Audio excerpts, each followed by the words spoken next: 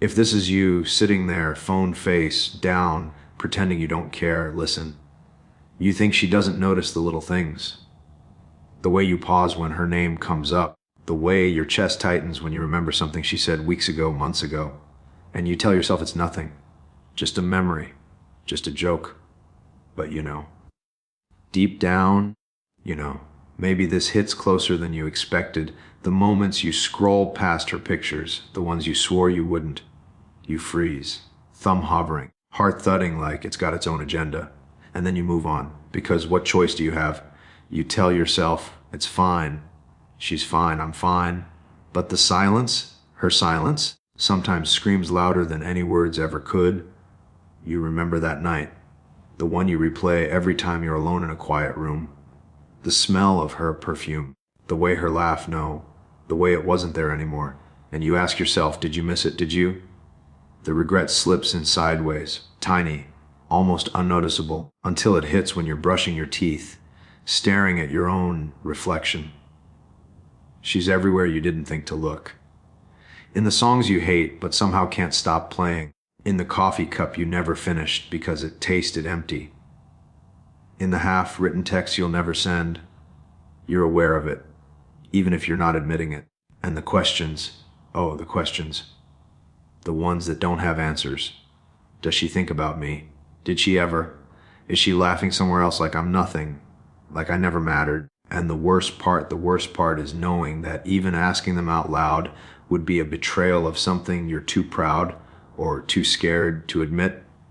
You're not okay. You've been pretending for months, years maybe, because pretending is safer than facing the raw, messy truth you're obsessed to. Obsessed with what could have been, what might still be, what you can't touch but can't let go of either. If you're lying there now in the dark, thinking nobody sees, nobody knows, that's when it's real. That's when the obsession whispers, and it's not loud. It's not even angry, just constant, pulling at you, quietly, until you can't tell if it's her or your own reflection torturing you. And here's the thing, you can feel it, can't you? That pull, that little knot in your chest that tightens when you try to sleep, that itch behind your eyes when you remember the things you didn't say. The tiny betrayals, the small regrets, the things that don't seem big but somehow feel like the whole world when you're alone. So tell me, does she even know? Or is this all yours? This silent obsession you can't admit, even to yourself? Listen, man, most guys get this all wrong. They see a quiet girl, a woman who doesn't text back the way they want, doesn't chase, doesn't explain herself, and they panic. They fill in the blanks with what they think she's feeling. And 9 times out of 10, it's wrong. They overthink. They chase. They get loud when silence is louder. Here's what most men miss: a silence is an absence. It's weight. It carries thought, observation, calculation. She's noticing more than you think. Not the big dramatic stuff, but the small things, how your hand lingers on the steering wheel. The way you pause before you answer a question, like you're deciding what's worth saying. She sees it, and she remembers it. I remember a time years ago, I was sitting in a diner, late night, alone, thinking I'd blown it. She'd walked out of my life without a word. I replayed every line I'd said, every joke that landed wrong. And there was this moment, this quiet space where I realized I'd been chasing shadows, trying to make her like me the way I thought she should. She wasn't chasing. She never had to. She was just watching. Most men hear she's silent and think she doesn't care. That's a lie we tell ourselves to avoid the truth. She does care. But the way she cares isn't loud. She's not going to run to your arms or send a message to make it obvious. She's patient. She measures.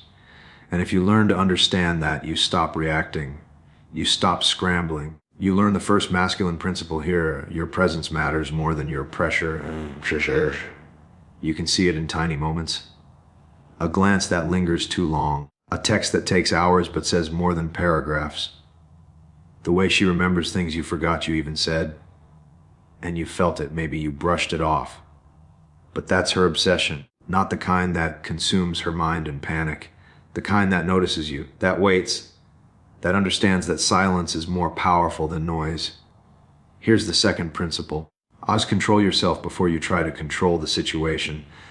Bas, a man who loses his cool, who overtexts, who tries to force clarity, he misses it. He's loud in all the wrong places. She's quiet in all the right ones. It's not about manipulation, it's about steady, about clarity, about holding your center while everything else shifts. And the truth, most men aren't taught to sit with themselves like that, to feel the tension and not fill it, to let her unspoken thoughts exist without trying to fix them or explain them away. That's the mistake, the panic, the overthinking. It's human, it's normal, but it doesn't get you anywhere with her. What gets you somewhere is calm, observation, steady, patient energy. So you sit there in your apartment, maybe scrolling through your phone, thinking she's moved on or she doesn't notice. And the funny thing is she's noticing everything. The quiet moments, the mistakes, the laughter, the way you sit when no one's watching. She's noting it all, and that's why she'll come back around, or at least why she'll remember you differently than you remember yourself. Most men miss this because they want loud proof. They want drama, they want chase.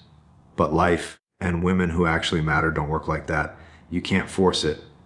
You can't speed it up. You can only be present. You can only be steady. You can only let her quiet obsession do its work while you keep your own center. Remember, presence beats pressure. Calm beats chaos. And the moments you think she doesn't care, those are usually the exact moments she notices the most. He's sitting at the edge of the bed, phone dim beside him, the glow too weak to chase away the shadows in the room. The air smells like last night's rain, wet cement outside creeping under the window frame. He's thinking of her, like he always does, and it hits differently tonight.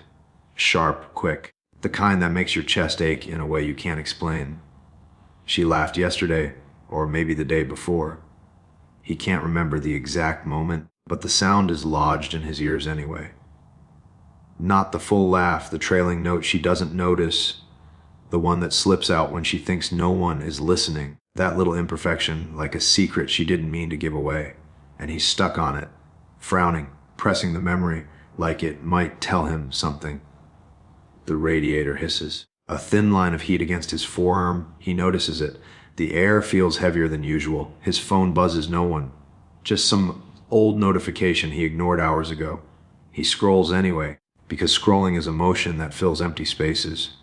And then there's her name, in a text from a mutual friend, something insignificant, and it twists in his gut. He remembers that coffee shop. 2 months ago, she had the corner seat, the sun hitting the side of her face. He'd watched her stir sugar into her cup, slow, careful. She hadn't looked at him, yet he felt like she had. Maybe she did, maybe he imagined it. But he remembers thinking she notices everything. He didn't know then he was right. He bites the inside of his cheek, can feel the taste of iron, blood maybe, but doesn't care. His thoughts are a jumble. Should.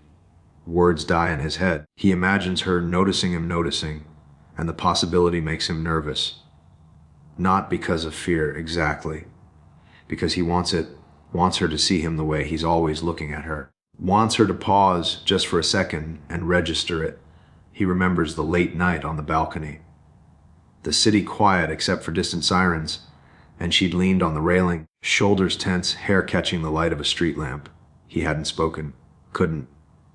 Too much weight in too few seconds. And she hadn't asked him anything. Just stayed. The silence stretched, heavy and intimate. And in that silence, something had shifted. He didn't know it then, but she had started noticing him in ways she wouldn't say. The pillow smells like him, his own scent mixed with the night air. And he hates that he even notices it. Hates it because it reminds him how alive the memory still is. How small gestures, unspoken glances, tiny habits, they linger. They carve into your chest. He shakes his head, pulls the blanket tighter around himself, feet cold against the floor, heart racing anyway. The clock ticks. He imagines her walking past a bookstore or stopping at a light. He wonders if she thinks of him, if the pause she takes, just a fraction longer than necessary, is for him or for nothing at all. His mind flickers back to the diner. Rain outside, spoons clinking against cups. That smell of coffee thick in the air. She'd smiled once, not at him, not really. But he caught it. He caught the way the corner of her mouth shifted, the almost imperceptible glance, and he'd filed it away like a secret. Somewhere inside, he knew it mattered more than he let himself feel. Now he's quiet again. The night presses against the window. He can hear his own breathing, loud, awkward. And somewhere he senses her quiet, her patience, her observation, her small, silent obsession with the world that includes him, whether he knows it or not. And maybe that's worse than certainty. Or maybe better, because it means he's alive in her mind, even when he's pretending not to care. And he wonders, as he always does, lying there in the dark with shadows draped over everything he owns, does she even know? Or has she been waiting quietly, all this time, for him to finally notice what she's been saying without words? Most men think if she's quiet, she's uninterested. And that's where it starts, the panic, the overthinking, the late-night texts, the scrolling, the trying to force a reaction. But here's the thing, silence doesn't mean absence. I learned that one night, sitting on a curb in the rain, watching headlights pass over puddles. She hadn't replied to a text I sent hours ago, and I was about to spiral. And then it hit me, she was just living her life. She noticed me anyway. Every pause, every glance, every little detail I thought didn't matter. She didn't ghost you. You disappeared from yourself. That one thought cut deeper than panic ever could. Another belief, men think they have to chase to prove themselves, to text, call, explain, clarify, to fill the silence with noise. I believe that once I sent messages I shouldn't have, over-explained myself, and it only pushed her further into her quiet. Later, sitting on my balcony, cigarette smoke curling into the night, I realized the truth. Attention is cheap, respect is priceless. Chasing doesn't get her. It only shows you've lost your own footing. Presence, not pressure, was the only thing that mattered. And for the first time, I understood what calm looked like. Then there's the lie we tell ourselves about control. That if we act the right way, if we time it perfectly, if we predict her moods, we can steer her back. I tried that once in a small cafe, rehearsing every word before speaking. She smiled politely, but the room felt off, the rhythm broken. I felt foolish. She wasn't mine to control. And in that moment, sitting across from her, realizing I'd been trying to manage a feeling that didn't belong to me, I finally got it. You don't lose her. You lose your own presence. You lose the steady center that makes someone notice you without demanding it. It's subtle, what she notices. Not grand gestures, tiny things. How your eyes linger on a corner of the room. The way you bite your lip when you're thinking. The laugh you can't quite hide. Men think it's about doing more, proving more. But it's about being more. Being calm, being steady. Showing up in your own life first before trying to show up in hers. I remember that rainy night again. Alone, listening to traffic, feeling like everything was slipping. But then I smiled at myself in the reflection of a puddle. And I realized she's watching. And she's been watching.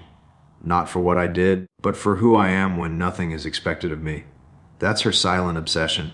That's the quiet truth men keep missing. So stop believing the lies.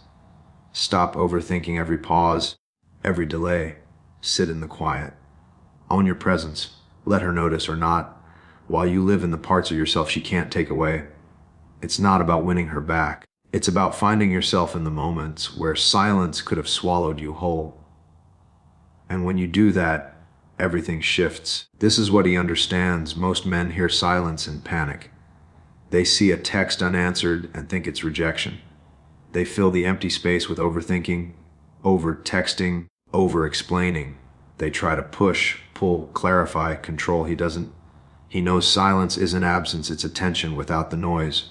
It's thought, observation, weighing, noticing more than words can capture.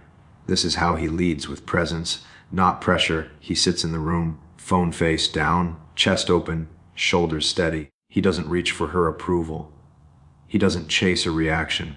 He remembers that coffee shop months ago, the one where she laughed quietly, almost to herself, stirring her cup like nothing else existed, and he just watched, not to impress, not to force a connection. He watched because he was present, because he could. That memory lodges in him, guides him when the urge to panic hits. He understands timing is not about control. It's about clarity. He waits when others rush. He pauses when others overreact. There was a night late, city lights dripping through the blinds, when he could have texted, could have filled the void with a dozen desperate lines. Instead, he lit a cigarette, leaned back, and let it be, felt the tension, let it teach him.